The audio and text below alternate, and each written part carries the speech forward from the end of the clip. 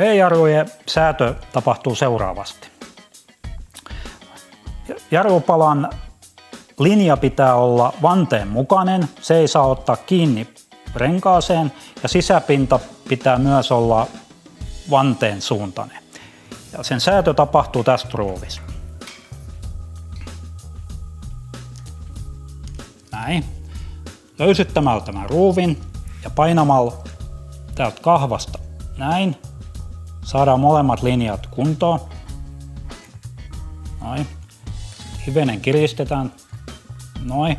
Sitten tuetaan palaa ja kiristetään se kunnolla. Näin. Ja mikäli palaa hinkkaa tuohon vannetta vasten, se on mahdollista säätää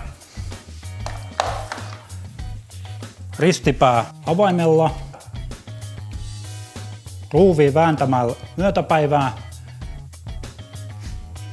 Tämä länki kallistuu ulospäin ja vastaavasti löystyttämällä ruuvia länki menee sisäänpäin.